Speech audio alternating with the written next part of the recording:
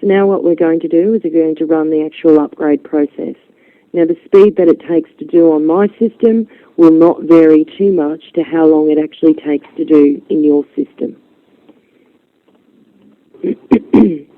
Database, and we're going to go to Upgrade Database, and we're going to go to the right folder. Okay, now what you can see at the moment is I don't have any UPG files, and that's because I haven't done the last step. I have downloaded my files, but I have not as yet extracted them. So here's my file here. I'm going to double click. I'm going to run. Where do I want to unzip it to? I want to put it in here, into here, and OK, and unzip, and close. And I'm going to not do that one yet. So we'll go back to my utility file, database upgrade. Here's my UPG file. It's where I'm starting, where I'm going to. Open. And it will run through very, very quickly. If it was to error, I would see an error message at some point.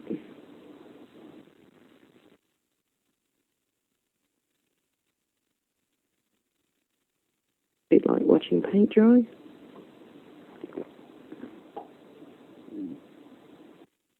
So the actual upgrade process of upgrading is quite straightforward and very quick. The time-consuming factor is predominantly doing your restore, but doing a combined backup and restore at the same time is actually what involves all of your time. So we've just seen how quick it is to do the actual upgrade. So I've now upgraded my database. I'm going to open and close my users again. My login's been rebuilt, and exit. So now what we need to do, the next step, is dealing with the new EXE. Because if I was to open this one now, it would error and say, EXE file needs to be upgraded to work with this version of ICE database. So if you see that error message, that's just the system telling you you haven't installed the latest EXE. So go to my EXE file. Here it is here. I'm going to extract it again to my location that I want it. Unzip. Close. So that's replaced my EXE here. From here we need to go to our desktop. Get to my desktop. Right click, Properties, Open File Location, and we need to create a new shortcut to send it to the desktop.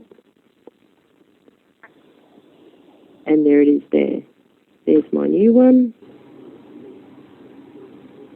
I'm going to delete the old. And here's my new. Rename it. ICE Live. So then the last step is dealing with our connections. So when we look at my system here, here's all those BPL files that to you and me mean absolutely nothing, but they are what makes the connections module work. We need to find that application file that is the uninstall EXE. So here it is here, UNINSOOO-EXE. Double click on that. Yes, I want my computer to allow to make the changes.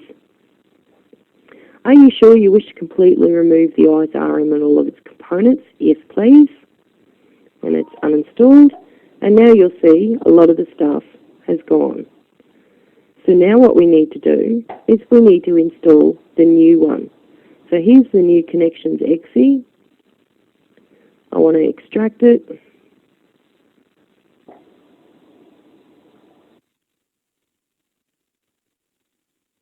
Come on, Mr. Computer.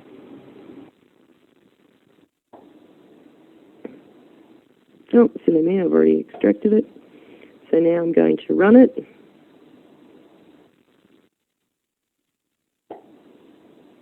Yes. And we follow the prompts. Next. Where do you want to save it? Again, it would be in your ICE Live folder. Okay. Next. Yes. And install. And it's reinstalling our latest connections. And finish. And it's now been installed. Ready for us to come in and start working. When you open up your ICE for the first time, it still may prompt you to specify your ICE FDB file. If it does, open it up, find your ICE file, open, and OK.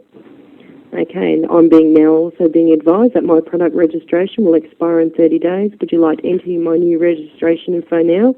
No, thank you, because I don't have it at this very moment, but I know I've got 30 days to deal with it. And then log in as normal.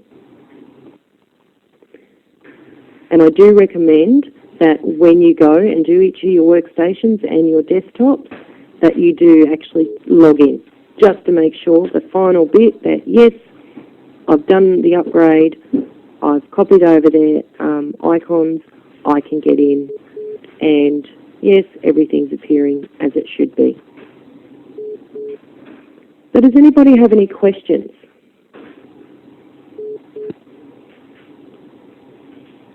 No? All straightforward.